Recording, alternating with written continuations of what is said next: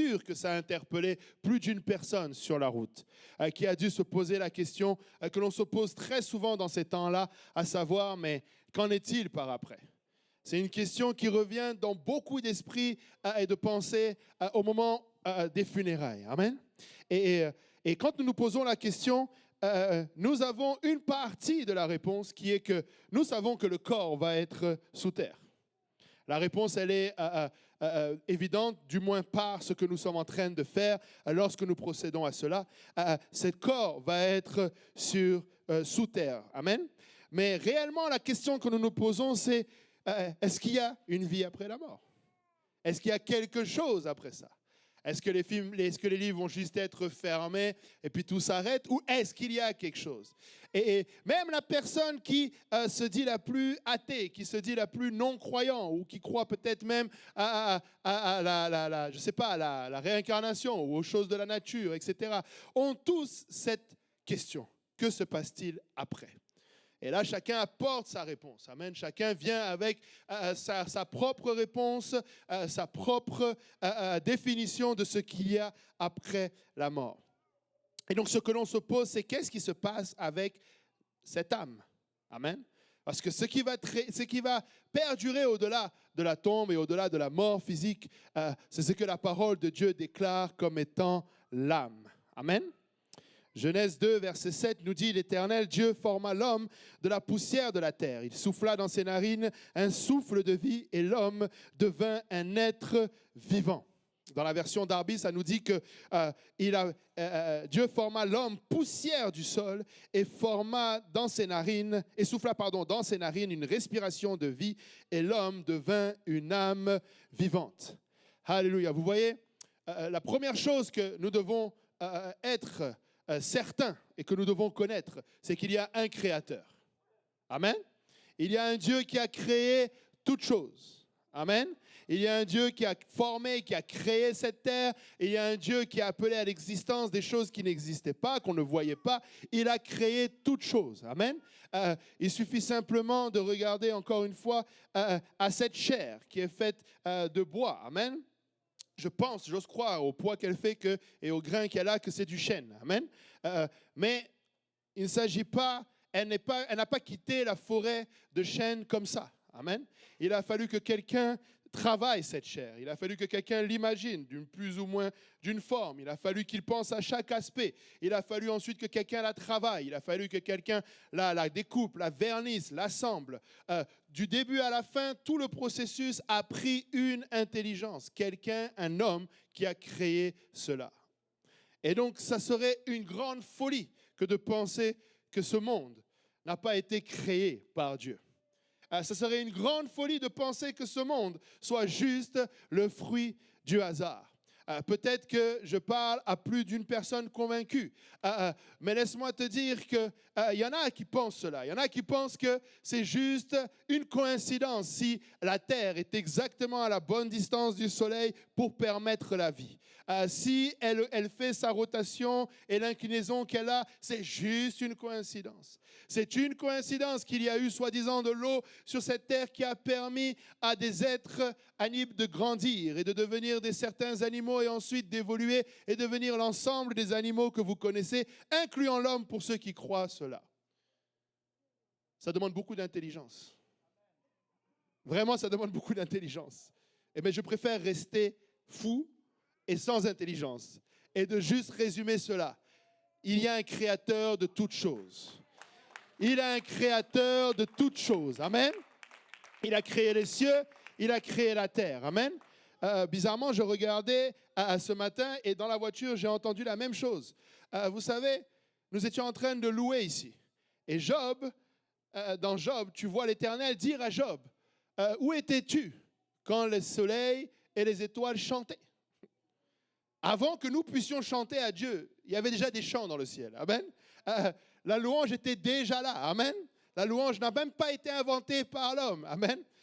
C'est Dieu qui est à l'origine de tout cela. Amen. Et donc, dans le verset que nous avons lu, Dieu a formé de la poussière l'homme. Amen. Et regarde ton voisin et ta voisine et dis-lui, tu es beau ou tu es belle. Alléluia. La Bible dit que tu es une merveilleuse créature. Amen. Ah, je vois tout le monde en train d'être gêné. Dieu vous a créé beau et vous a créé belle. Amen. Certes, au départ, c'était de la poussière et de la terre, mais il a fait quelque chose de beau avec. Amen. Regarde ce qu'il a fait, c'est beau. Amen. Mais vous savez, ce qui le rend encore plus beau, c'est qu'il y a le souffle de vie en toi. Ce qui vraiment définit ta beauté, c'est ton âme, c'est le souffle que Dieu a mis en toi. Et ça prenait que Dieu souffle en toi pour que ce tas de poussière formé soit vraiment la perfection de ce que Dieu voulait en tant qu'homme. Amen. Et c'est pourquoi quand notre âme quitte notre corps, le corps dépérit. Il retourne à la poussière, comme la parole de Dieu dit. Amen. Et alléluia. Et donc, nous nous posons la question de savoir où va cette âme. Et notre responsabilité est non seulement de savoir où elle va et comment elle va aller. Amen. La réponse la plus courte, c'est qu'il n'y a que deux endroits où ton âme peut aller. Elle va aller soit auprès de son Créateur, auprès de Dieu, dans le ciel. Plusieurs donnent d'autres définitions, mais c'est vraiment ça, auprès de son Dieu. Ou en enfer, privé pour l'éternité de ce Dieu-là. Et dans un lieu de tourment dont on va revenir plus tard pour voir pourquoi le tourment. Et permettez-moi de dire une chose, il n'y a rien de mauvais en Dieu. Tout est bon en Dieu. Et lorsque la Bible définit l'enfer comme un lieu de tourment, alléluia, le tourment n'est pas créé par Dieu pour te tourmenter, mais elle va être la résultante de ce que tu vas faire avec cette chair sur terre et cette âme qui est dans cette chair. Le tourment va être lié au fait que tu auras conditionné cette chair à aller au cette âme à aller au mauvais endroit. Amen. Alléluia. La Bible enseigne que l'âme contient notre intellect, nos pensées, notre raisonnement, nos émotions, notre tempérament, nos sentiments, nos attitudes et nos humeurs. Mais surtout, elle abrite notre volonté. Amen. Nous devons réaliser que notre âme a notre volonté. Amen. Ézéchiel 18, verset 4 nous dit, « Voici, toutes les âmes sont à moi. Comme l'âme du Père, ainsi aussi l'âme du Fils est à moi. L'âme qui péchera, celle-là mourra. » Amen. Toutes les âmes sont à l'Éternel. Amen. Je vais le redire. Toutes les âmes sont à l'Éternel. Si vous ne voulez pas que je redise deux fois, dites Amen. Je vais voir que vous suivez avec moi. Amen. Toutes les âmes sont à l'Éternel.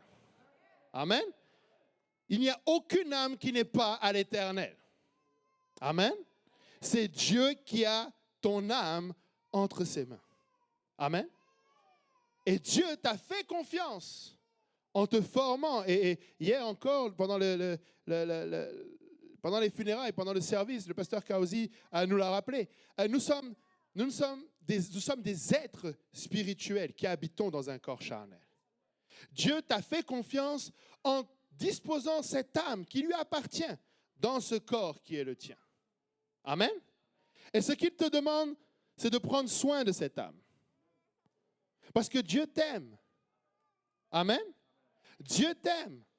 Et Dieu veut que tu l'aimes en retour. Et pour lui prouver son amour, ce n'est pas simplement aller lui dire « je t'aime », mais c'est de lui montrer que tu prends soin de ce qu'il t'a donné. Que tu prends soin de la bénédiction que représente le fait que tu sois beau, belle sur cette terre. Amen. Ce que tu vas faire avec ton corps va déterminer à quel point tu aimes Dieu. Amen. Deutéronome 6, verset 4 nous dit quoi? Écoute Israël, l'Éternel, notre Dieu est le seul Éternel, n'est-ce pas? Il est le seul à qui appartient ton âme. Lorsque Dieu ne veut pas que tu adores autre chose, c'est parce que tu ne l'appartiens pas à cette chose. Tu n'as pas à donner ton corps au péché. Tu n'as pas à donner cette âme à quelqu'un d'autre parce qu'elle appartient à l'Éternel. Et tu as une responsabilité de prendre soin de cette âme. Et c'est pourquoi le verset 5 dit, « Tu aimeras l'Éternel, ton Dieu, de tout ton cœur, de toute ton âme et de toute ta force. » Amen. Toute ton âme. OK, de tout mon cœur, même là encore, ça devient difficile. Qu'est-ce que je fais? Je sors mon cœur? Amen. De tout mon cœur, c'est avec tout ce qui est au plus profond de moi. Ce n'est pas seulement ton organe, quoique même chaque battement de ton cœur, c'est une louange à Dieu. C'est pourquoi tout ce qui respire doit louer l'Éternel. Tu sais que ton cœur bat pour transporter l'oxygène. Hein? L'oxygène que tu as là, si ton cœur arrête de battre, il ne te sert à rien. L'oxygène va circuler dans ton corps par le battement de ton cœur et à travers le sang. Donc, parce que tu as le souffle, loue l'Éternel. Amen. Pouvons-nous louer l'Éternel? Chaque fois que tu te rappelles que ton cœur bat, loue l'Éternel. Chaque fois que tu te souviens que, oh, j'ai un cœur qui bat alors que je ne fais rien, loue l'Éternel. Chaque fois que tu sens des palpitations et que ton cœur reprend sa place, loue l'Éternel. Chaque fois que tu réalises que, waouh, je n'ai rien fait pour mériter cette grâce d'avoir dans cette poitrine une ingénierie parfaite, loue l'Éternel.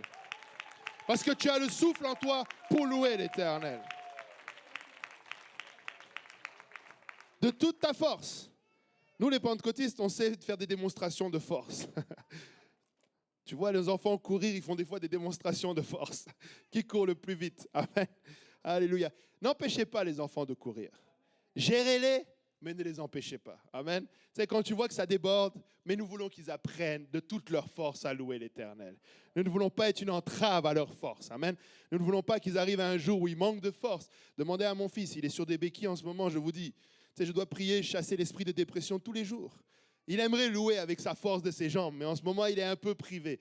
Et c'est souvent à ce moment-là qu'on se dit, ah, si j'avais pu, si je savais. Amen. Nous devons le louer de toute notre force. Amen. Nous devons sauter comme jamais, crier comme jamais, courir comme jamais, faire tout ce que nous pouvons pour adorer l'Éternel comme jamais. Alléluia. Et donc, la dernière partie, il nous dit de toute ton âme. Maintenant, comment on fait de toute son âme?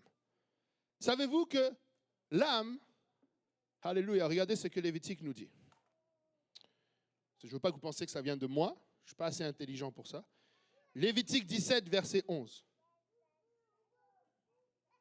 La Bible nous dit, car l'âme de la chair est dans le sang. Je vous l'ai donné sur l'autel afin qu'il servît d'expiation pour vos âmes, car c'est par l'âme que le sang fait l'expiation. Car l'âme de toute chair, c'est ton sang qui est en elle. Verset 14, pardon. C'est pourquoi j'ai dit aux enfants d'Israël, vous ne mangerez le sang d'aucune chair, car l'âme de toute chair, c'est son sang. Quiconque en mangera sera retranché. L'Éternel dit qu'il nous a donné cette âme, alléluia, pour pouvoir faire, le sang, pour pouvoir faire l'expiation. Quand le Seigneur nous dit de l'adorer de toute notre âme, en fait, l'autre phrase, c'est de chercher la sanctification. Nous devons chercher à ce que notre âme ne soit souillée par rien. Nous devons faire attention à tout ce qui pourrait affecter notre âme, tout ce qui pourrait affecter notre sang. Et là, je suis en train de parler de tout ce qui résulte notamment des drogues, de l'alcool. Sais-tu que tout ce que tu manges, tout ce que tu bois, tout ce que tu prends, même comme médicament, se retrouve dans ton sang? On peut retrouver des traces de toutes choses. Sais-tu que ton sang porte les traces du péché et la conséquence du péché? Parce que quand tu fais une prise de sang, tu peux voir la maladie. Tu peux voir la dégénérescence du corps. Et ça, c'est le résultat du péché. Amen. Alors quand je veux louer de tout mon âme, cela veut dire que je vais le louer en faisant attention à ce qui va dans mon sang. Je vais faire attention avec ce que je bois, avec ce que je mange, avec ce que je fais de mon corps. Et cette pensée m'a traversé alors que hier, je parlais avec le frère Daniel, il avait encore un énième débat avec quelqu'un sur « Oh, mais vraiment, boire de l'alcool, est-ce que c'est pas bon ?» T'as beau lui montrer toutes les définitions, les gens pensent qu'on peut même boire un petit peu. Dis-toi que si tu bois un petit peu, eh ben, tu vas souiller un petit peu ton sang. Mais ça prend un petit peu de souillure pour que toute la pâte lève, la Bible dit. Un petit peu de levain fait lever toute la pâte. Vous savez, le piège de ce monde et de ce siècle, c'est de faire croire que Dieu est subjectif. Dieu n'est pas subjectif. Dieu est objectif. C'est blanc ou c'est noir. C'est vrai ou c'est faux. C'est le ciel ou c'est l'enfer. Ce n'est pas à peu près. Il n'a pas dit « je suis un des chemins, une des vérités » et une des millions de vies qu'il y a. Il a dit, je suis le chemin, la vérité et la vie.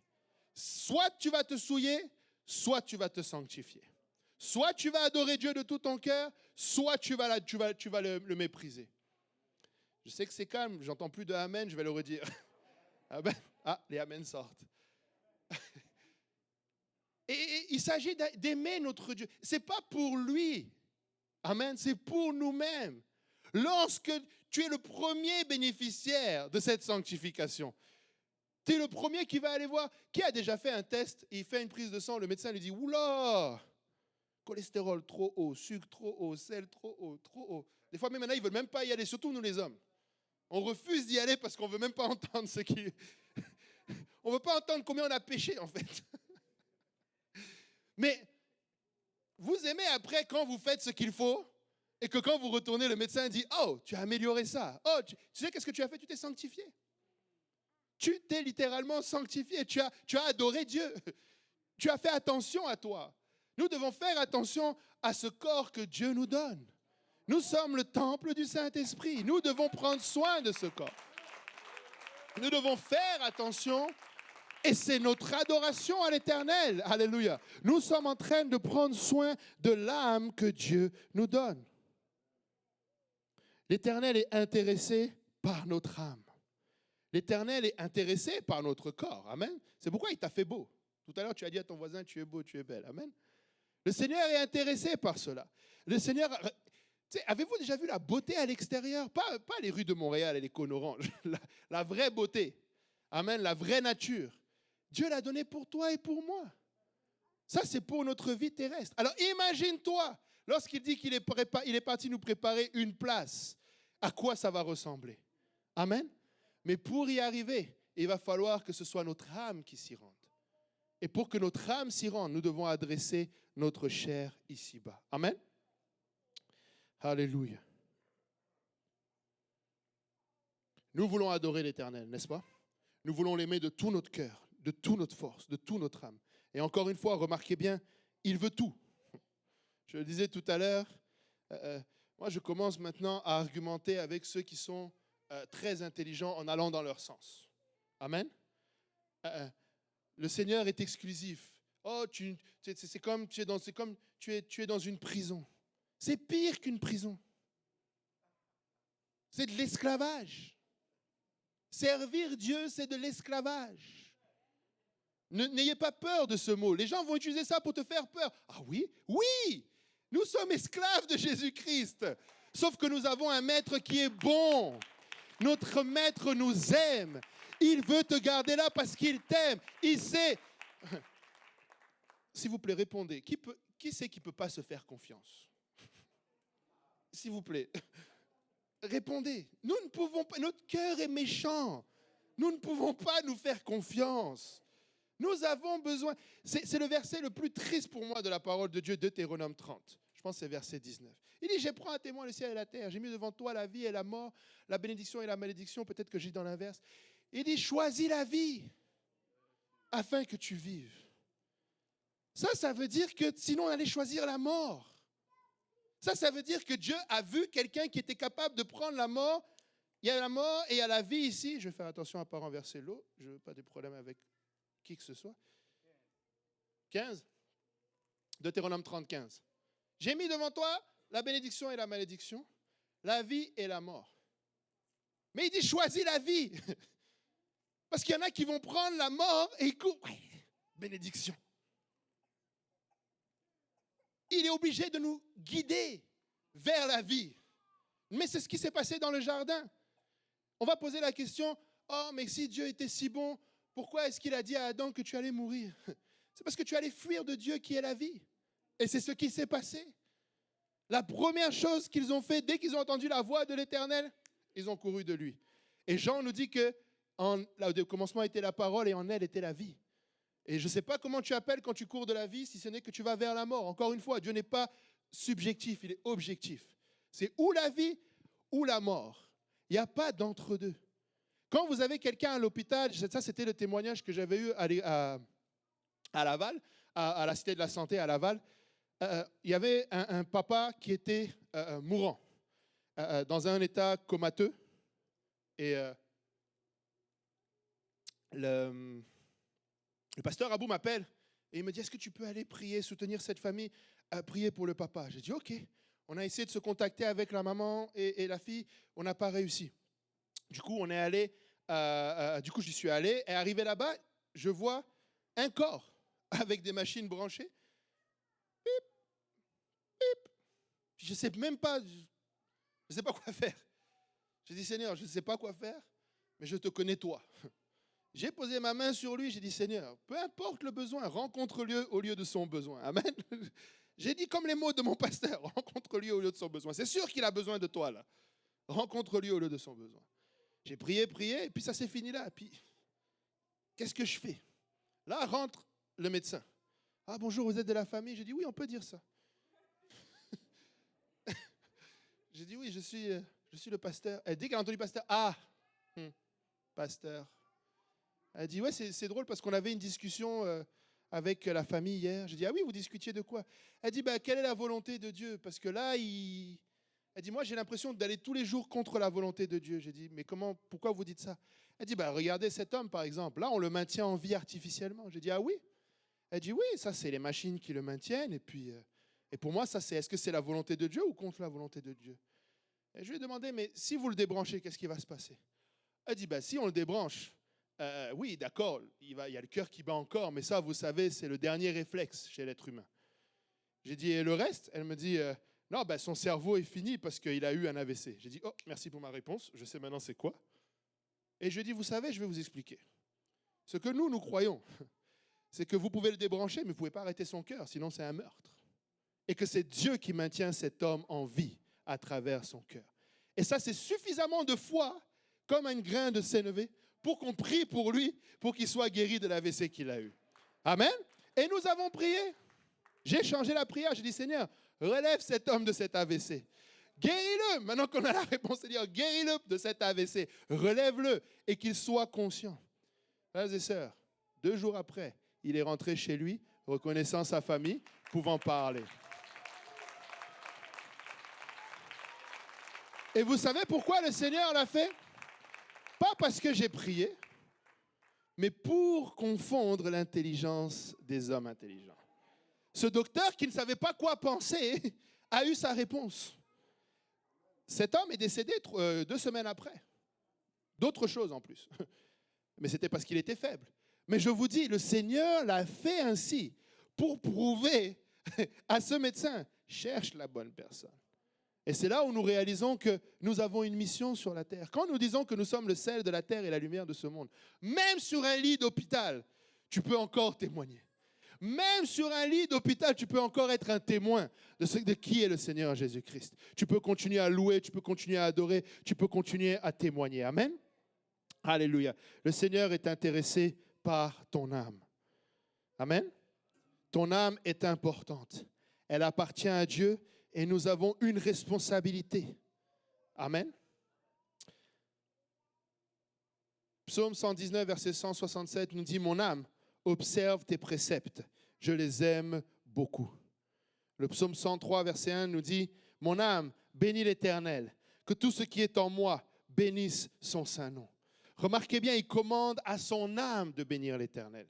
Et d'autres passages nous montrent David en train d'agir d'une manière folle aux yeux notamment de sa femme et de tout le peuple, parce qu'il est en train d'adorer. Mais son adoration physique n'est que le reflet de ce que son âme est en train de faire.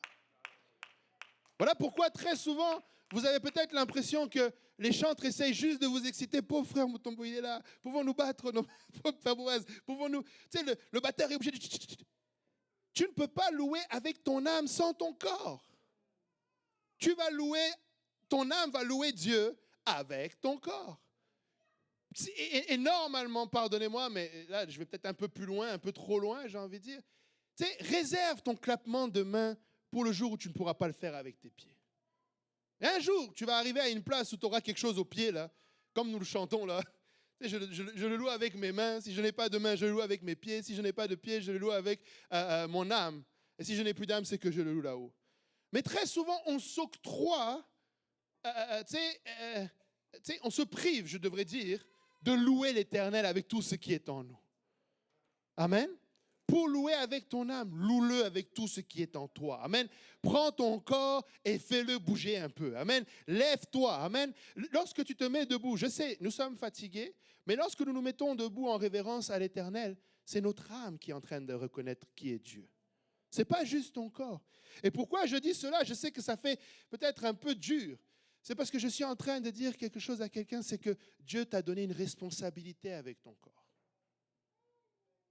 L'Éternel est mon berger, n'est-ce pas? Quand l'Éternel est ton berger, il n'est pas le berger de ce que tu es là dans ton corps. Il est le berger de ton âme.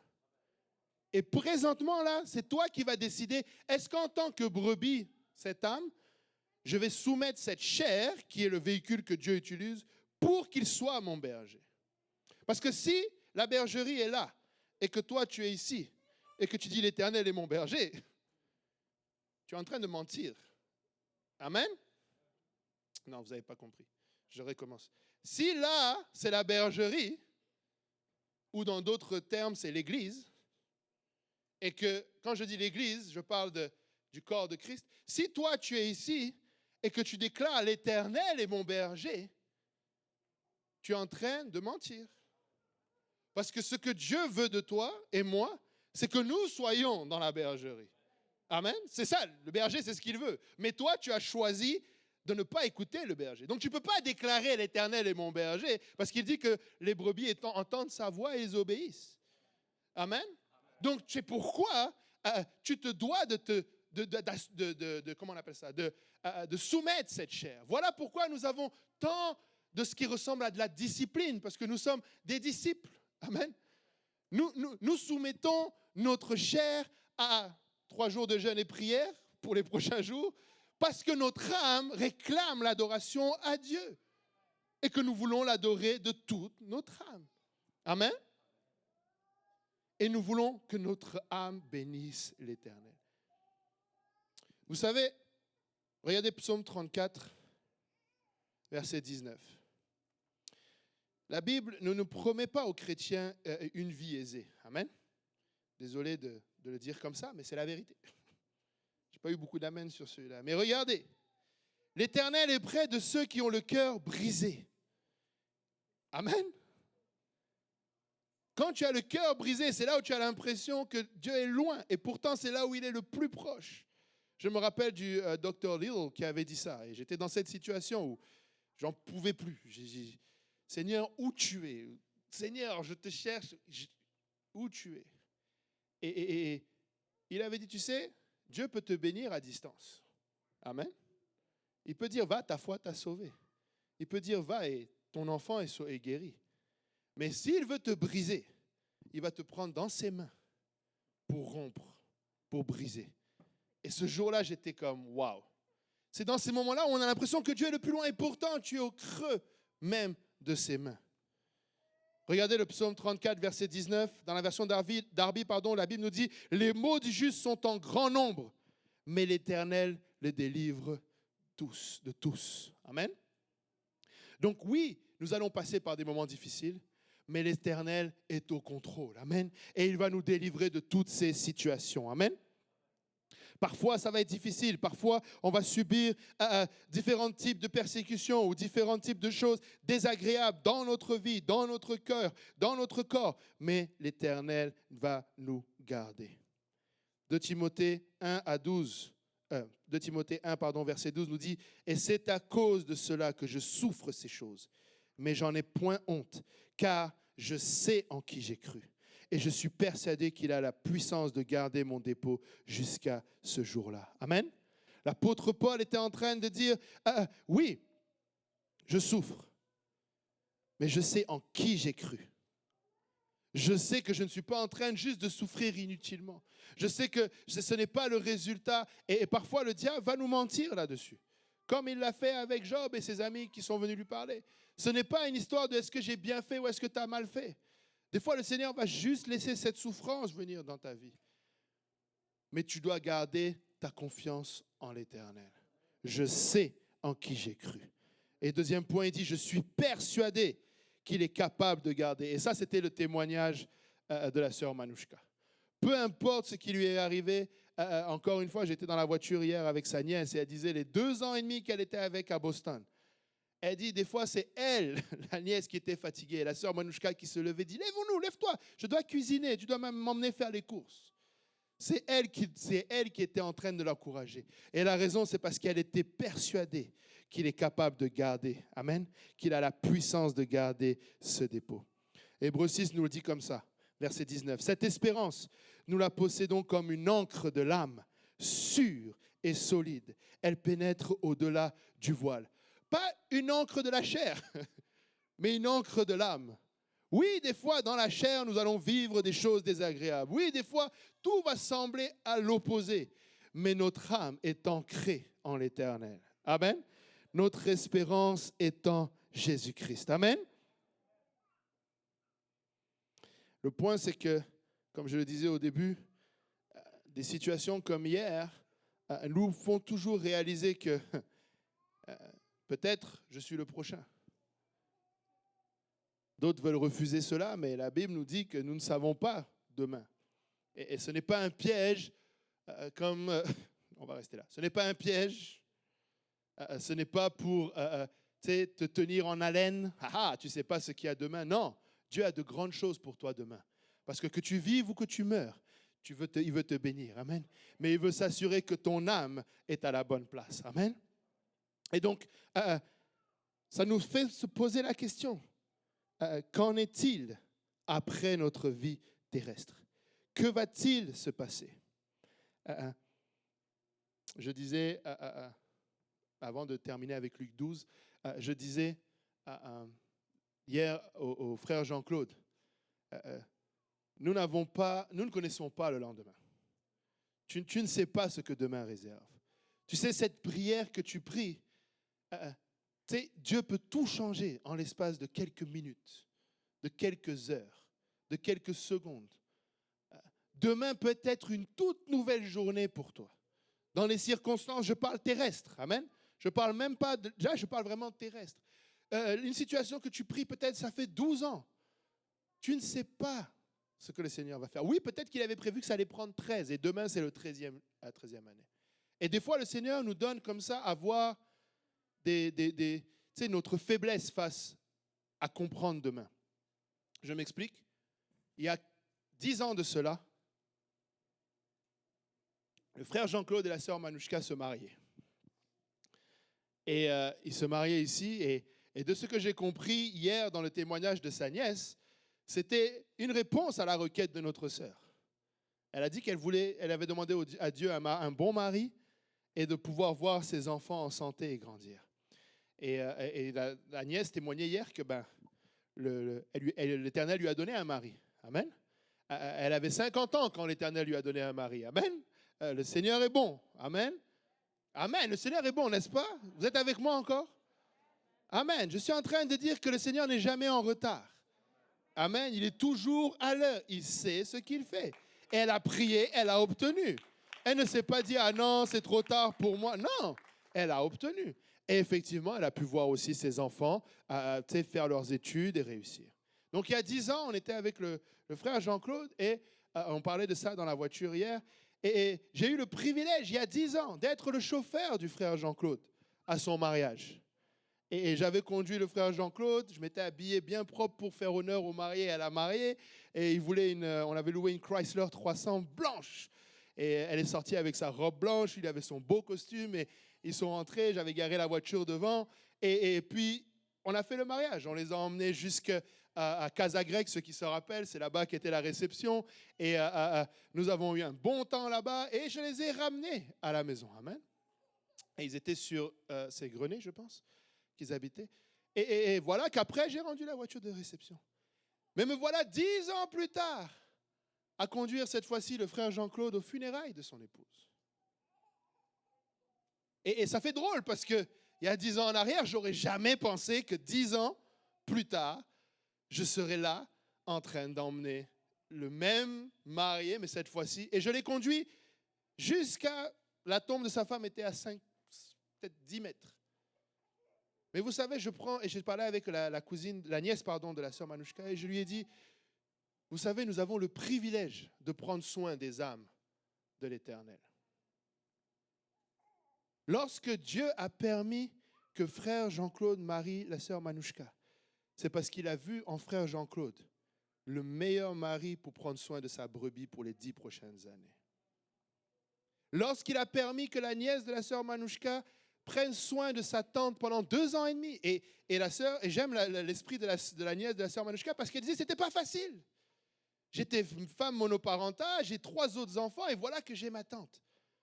Mais elle est arrivée à une conclusion, c'est que l'Éternel est bon parce qu'il l'a jugée digne de prendre soin de l'âme de l'Éternel. L'Éternel est mon berger. Lorsque nous passons à travers des situations difficiles, rappelons-nous une chose, nous sommes passagers sur cette terre. Et nous avons le privilège de prendre soin déjà de ta propre âme qui est celle de l'Éternel. Mais quand tu as des enfants, des autres âmes de l'Éternel, ou quand tu es pasteur, si je peux parler à un pasteur, des âmes que l'Éternel va te confier, l'étude biblique que tu donnes, Dieu te fait confiance pour une âme. Il dit, c'est toi qui vas donner la nourriture à cette brebis. C'est pourquoi nous avons une responsabilité dans ce que nous enseignons. Parce que si tu donnes des bonbons trop souvent, c'est pas bon. Amen. Il faut juste faire le travail. Amen. Prendre soin de cette âme. Et c'est un privilège. Nous le faisons avec privilège. Cette vie est un privilège. Nous sommes bénis sur cette terre. Et le Seigneur nous fait simplement confiance avec notre âme. Mais une chose que nous allons devoir prendre en compte, et c'est vraiment comme ça que le Seigneur nous a demandé de prier. Ce n'est pas une prière que les catholiques ont inventée, c'est la prière que le Seigneur a enseignée. Notre Père qui es aux cieux, que ton nom soit sanctifié, que ton règne vienne et que ta volonté soit faite sur la terre. Nous sommes terre, nous sommes poussière. Que ta volonté soit faite sur la terre comme au ciel. Le Seigneur est allé préparer une place pour vous et moi dans le ciel. Et nous voulons que cette volonté s'accomplisse. Nous voulons nous assurer que sur terre, nous allons tout faire pour que Dieu ait sa volonté. Luc 12, verset 15. Si on peut se lever pour la lecture de ce passage. Luc 12, verset 15 nous dit, puis il leur dit, c'est le Seigneur qui parle, gardez-vous avec soin de toute avarice, car la vie d'un homme ne dépend pas de ses biens, fût-il dans l'abondance. Et il leur dit cette parabole, la terre d'un homme riche avait beaucoup rapporté. Et il raisonnait en lui-même, disant, que ferai-je, car je n'ai pas de place pour serrer ma récolte. Voici, dit-il, ce que je ferai. J'abattrai mes greniers, j'en bâtirai de plus grands, j'y amasserai toute ma récolte et tous mes biens. Et je dirai à mon âme, tu as beaucoup de biens en réserve pour plusieurs années. Repose-toi, mange, bois et réjouis-toi. Mais Dieu lui dit, insensé, cette nuit même, ton âme te sera redemandée. Et ce que tu as préparé, pour qui cela sera-t-il? Nous prenons et nous faisons bien. Nous prenons soin de cette chair. Amen. Mais nous devons prendre soin d'abord de cette âme. L'Éternel veut que nous prospérons à tous égards, comme prospère l'état de notre âme. La première examination que nous devons faire, c'est où en est mon âme? Et aujourd'hui, le Seigneur nous appelle à nous examiner. Où en est mon âme? La question est simple. Où est-ce que ton âme va se diriger? Pas qu'est-ce que tu vas manger dans quelques heures. Pas quel est ton meilleur projet, le projet de ta vie. Et c'est bon. Un nouveau travail, de nouvelles études. Tu peux planifier comme cela. Et c'est bon. Mais concernant ton âme, où est-ce que tu planifies que ton âme soit? Encore une fois, il y a 2 endroits. Ou bien en enfer, dans un tourment. La Bible parle de grincement de dents, parle de tourment. Et elle ne dit pas ça juste pour la rendre plus pire que ce que c'est, parce que je pense qu'elle ne décrit même pas réellement le tourment. Quand tu regardes dans la parabole du pauvre Lazare et du mauvais riche, il dit, donne juste une goutte d'eau sur ma langue. C'est dire combien, même ça allait le satisfaire en enfer. Mais tu as l'opportunité d'adresser cela aujourd'hui et de choisir plutôt d'aller auprès de ton Créateur, celui à qui appartient ton âme, et être dans sa présence pour l'éternité. Pour cela, ça prend le chemin qu'il a pourvu. Amen. On avait dit tout à l'heure, notre corps, malheureusement, porte les stigmates du péché. Amen. Nous sommes nés dans le péché. Amen. Lorsqu'un corps naît depuis Adam, il naît avec la mort attachée à lui, le péché attaché à lui. C'est notre nature, le péché. Mais le Seigneur a pourvu un moyen qui est la nouvelle naissance. Et comment il a pourvu cette nouvelle naissance? C'est parce que Jésus-Christ, dont nous avons chanté tout à l'heure, Yeshua, nous avons chanté ce que Christ a fait pour nous. Nous avons chanté qu'il est venu, il a marché sur cette terre parmi nous, notre Dieu a revêtu la chair. Et il est allé à cette croix mourir pour vous et moi.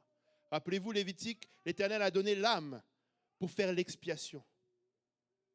L'expiation, c'est-à-dire faire sortir. Mais si vous et moi, nous avions fait cela, à un moment donné, dans la science, je sais que vous êtes debout, amen. Permettez à votre âme de louer l'Éternel un peu, amen. À un moment donné, dans l'histoire, il y a des médecins qui pensaient que si tu faisais des saignées, tu pouvais guérir d'une maladie. Laisse-moi te dire, ton sang ne contient pas ce qu'il faut, ou plutôt contient ce qu'il ne faut pas pour pouvoir être sauvé. Mais Jésus-Christ, Dieu manifesté dans la chair, l'agneau de Dieu, le sang parfait, est venu et il a versé de son sang pour toi et pour moi. Il a donné sa vie. Il a dit, je vais faire ce que tu devrais faire, mais que tu ne peux pas faire.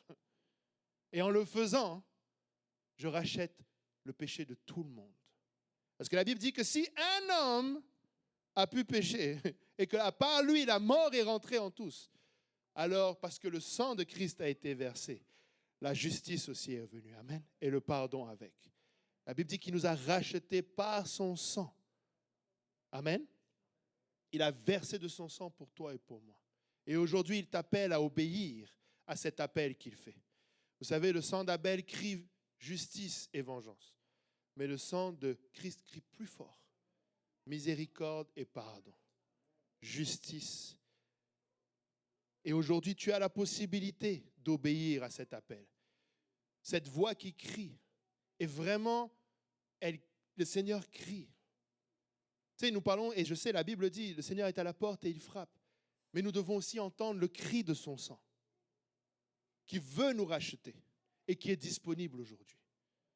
La première chose, c'est d'abord de faire ce pas vers lui, par la repentance. Oui, la repentance veut dire que tu vas tout abandonner pour lui. Mais laisse-moi te dire, c'est le meilleur choix que tu vas faire dans toute ta vie. Ça peut paraître effrayant, ça peut paraître l'inconnu. Mais laisse-moi te dire, c'est le premier pas pour faire confiance à Dieu. C'est le premier pas d'une vraie déclaration de la foi. Seigneur, je me repens. Seigneur, j'arrête ma propre vie. Je te demande pardon d'avoir suivi ma propre volonté et je me tourne vers toi, qui est le chemin, la vérité et la vie. Et le deuxième, c'est que tu sois lavé de tes péchés dans les eaux du baptême. Amen. La Bible parle vraiment d'être lavé de ses péchés. Le sang de Christ va te laver. Mais tu dois être enseveli avec lui. Amen. Tu dois être enseveli avec Christ. Tu dois revêtir Christ. Et je ne prêche pas à la substantiation, pour les mots les plus théologiques, mais je crois vraiment que si la Bible dit que nous revêtons Christ, c'est qu'afin que le sang de Christ soit ce qui se voit en premier. Vraiment, Dieu ne voit plus ton péché. Il a pardonné ton péché. Il t'a lavé par le sang de Christ. Et aujourd'hui, tu as la possibilité d'être baptisé. Tout à l'heure, on a baptisé quelqu'un. Amen. Rappelle Jean. Non, Charles. Charles, la sœur Charles. Amen. Alléluia. La sœur Charles, ton âme est auprès de ton berger bientôt. Et il est déjà là. Le Seigneur est en train de te préparer une place. C'est là que tu dois te visualiser. Tu ne dois plus te visualiser juste dans ta réussite scolaire. Et je sais que le Seigneur va te donner une réussite. Mais commence déjà à visualiser et prends soin de cette âme jusqu'à ce que tu sois avec lui. Et aujourd'hui, c'est ce que le Seigneur nous appelle à faire chacun. Si tu n'as jamais revêtu le nom de Jésus-Christ dans les eaux du baptême, aujourd'hui est le jour du salut. Maintenant est l'heure acceptable. Et je vous l'accorde, peut-être que j'essaye de vous pousser vers une résolution que vous savez que vous n'arriverez pas à tenir. Parce que vous vous connaissez, vous ne vous faites pas confiance. Et tu fais bien de ne pas te faire confiance. C'est pourquoi le Seigneur dit qu'il ne va pas te laisser orphelin, mais il va te donner son Saint-Esprit. Afin que cette fois-ci, tu ne marches plus selon cette chair, mais que tu marches selon son esprit. Et lorsque ta chair va vouloir te faire sortir de la bergerie, ou lorsque de temps en temps, tu vas te retrouver au travail dans un mauvais milieu, l'Esprit du Seigneur va te rappeler, « Hé, retourne à la bergerie. J'ai besoin de toi. » Si tu as de la difficulté dans ta vie de prière, prie en langue. Et cet esprit d'adoption va te pousser à prier. Si tu as de la difficulté à jeûner, prie en langue. Et cet esprit d'adoption va te pousser à jeûner. On marche par l'esprit, amen. Mais cet appel est fait aujourd'hui, amen. Où est-ce que nous allons avoir notre âme, amen. Alléluia. J'ai de la difficulté je ne sais pas si j'ouvre l'autel parce que je sais que, amen. Alléluia. Et je vais demander à tous ceux qui ont, et vraiment cette question est sincère, parce que je ne sais pas, en tout cas, il y a des circonstances dans ma vie personnelle qui me poussent à croire que le Seigneur est en train de plus en plus de faire des derniers appels. Il fait des derniers appels. Et vraiment cet appel aujourd'hui à l'autel, prends-le vraiment au sérieux. Et si tu veux que ton âme soit auprès du Seigneur, je vais t'inviter à avancer. L'appel est pour tout le monde. Je ne suis pas en train de dire reste dans les bancs. Non, non. Je dis juste que tu dois le vouloir réellement. Et rien ne peut t'empêcher de le faire si ce n'est ta propre volonté. Prends ton corps et dis mon âme doit être auprès de son Créateur. Celui à qui appartient mon âme. L'autel est ouvert. Alléluia. Nous voulons nous avancer et nous voulons adresser notre destination. Le Seigneur appelle. Le Seigneur frappe à la porte de ton cœur. Réponds. Viens.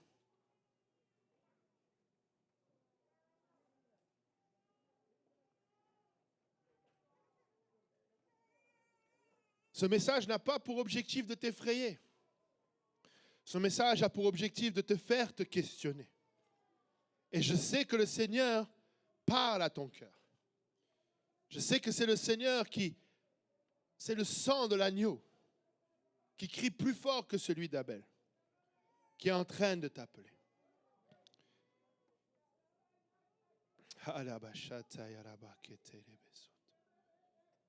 Le premier pas, encore une fois, c'est la repentance. Nous allons prier ensemble une prière de repentance. Cela consiste en le fait de demander pardon à Dieu pour notre péché, nos iniquités, nos transgressions. Non seulement pour ceux que tu te rappelles, mais pour les traces de ceux qui restent dans le passé. Et la Bible dit qu'il est fidèle et juste, il va te pardonner. Et engage-toi à vivre pour lui.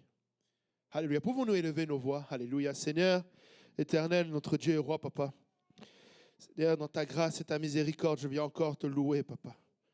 Merci de nous permettre, papa, Seigneur, de venir, Seigneur, dans cette atmosphère, papa. Seigneur, dans ta sainte présence, papa. Seigneur, nous venons, Seigneur, reconnaître notre état, papa, de pécheur, papa. Seigneur, nous voulons te demander pardon.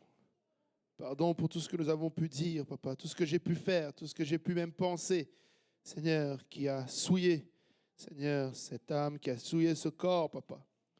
Seigneur, pardonne-moi, Seigneur, d'avoir laissé, Seigneur, ma chair conduire, Seigneur, cette âme précieuse, papa, Seigneur, qui t'appartient. Papa, Seigneur, nous prions, papa, alors que tu as versé de ton sang pour faire l'expiation, Seigneur, du péché de nous tous, papa. Seigneur, que tu daignes aujourd'hui, papa, nous laver. Tu daignes nous purifier, papa. Que tu daignes nous accorder ta miséricorde et ton pardon. Papa, Seigneur, nous voulons être conscients, papa, Seigneur, de là où nous nous trouvons, papa. Seigneur, nous voulons être conscients, papa, Seigneur, de là où nous nous rendons, papa, aujourd'hui. Je prie que tu nous aides, papa. Pardonne-nous. Papa, pardonne-nous, papa. Lave-nous, Seigneur. Papa, Seigneur, nous voulons nous engager avec toi, papa. Seigneur, nous ne voulons pas reproduire encore et encore ce péché, papa. Seigneur, tu vois cette addiction, papa, qui ne veut pas partir, papa. Seigneur, nous prions, papa, que par ton sang précieux, papa, et la puissance de ton nom, papa, tu brises les liens de cette addiction dans le nom de Jésus. Dans le nom de Jésus. Dans le nom de Jésus. Yorobosaki enderebe shata yarabasata. Yoroboko terebeyende yesiato. Dans le nom de Jésus. Alléluia, Seigneur. Merci, Seigneur. Irabashata yarabakete. Yoroboko robo shata yarabayete ilekata. Nous avons besoin de toi, Seigneur. Alléluia, Jésus. Alléluia, Jésus.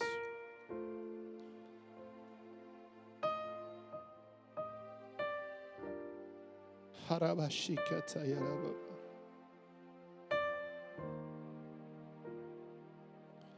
Yoroboko torobo shendere beyet arabasendere kieto. Pardonne-nous, Seigneur. Oh, Papa, merci pour ton sang précieux, Papa, qui a pourvu, Seigneur, pour notre pardon, qui nous lave aujourd'hui, Papa. Oh, Seigneur, purifie-nous, Papa. Crée en nous un cœur pur, Papa, et un esprit bien disposé, Papa. Seigneur, nous ne voulons pas privilégier ce monde, Papa, et prendre le risque de perdre notre âme, Père éternel. Seigneur, nous voulons nous préparer à te rencontrer, Seigneur, que ce soit parce que tu viens nous chercher ou parce que tu nous rappelles à toi, Papa, nous voulons être prêts, Seigneur.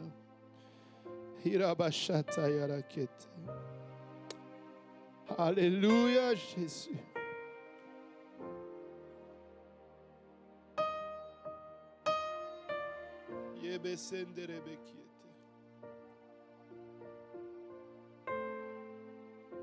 Alléluia, Jésus. Alléluia. Il n'y a rien, aucun péché que tu aies pu faire qui peut empêcher Dieu de te pardonner aujourd'hui. Le sang de Christ purifie et lave toute souillure, tout péché. Encore une fois, il crie plus fort que le sang d'Abel.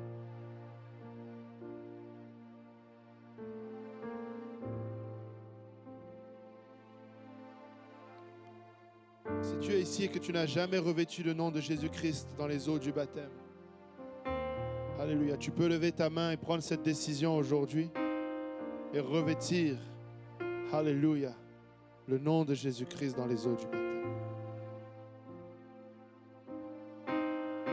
Est-ce qu'il y a quelqu'un ici qui veut prendre cette décision?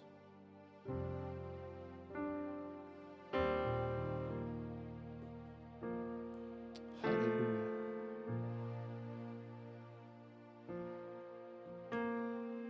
Merci Seigneur. Alléluia.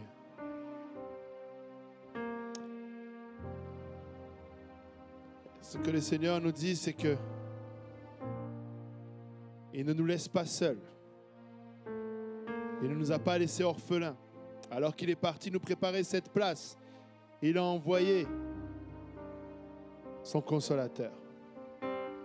Il a envoyé le Saint-Esprit afin de nous guider, afin d'être cette puissance pour la résurrection et pour marcher dans l'Esprit. Alléluia. Et si tu veux recevoir cet Esprit Saint aujourd'hui, l'Esprit du Seigneur, tu peux le recevoir. Ce que ça prend, c'est la foi. Et alors que tu es à l'avant, tu as démontré cette foi. Et même si tu es resté dans les bancs, je sais que tu as la foi parce que tu es dans ce lieu. Ce que ça prend, c'est la repentance. Et alors que nous avons prié cette prière de repentance, la troisième chose que ça prend maintenant, c'est que tu adores ton Dieu. Alléluia. Et si tu veux recevoir le Saint-Esprit, je vais t'inviter à te mettre debout, à élever tes mains en signe d'abandon à l'Éternel et de commencer à invoquer son nom et à le louer et à l'adorer. Alléluia. Alléluia. Si tu ne sais pas quoi dire pour adorer ton Dieu, tu peux commencer par Alléluia. Alléluia. Alléluia.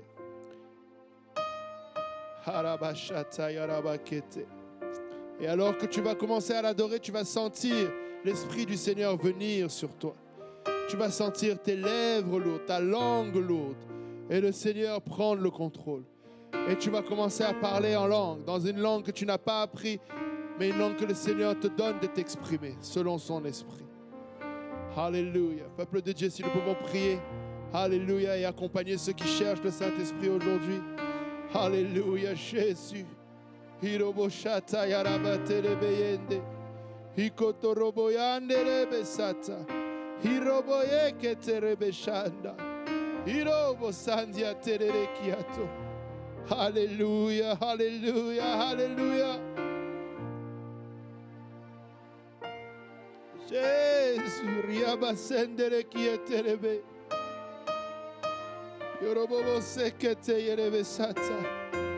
Hirobo shanda rabakete yeresata. Hirekenderebe yasata rabashata. Hirobo yende yekesete yerebe.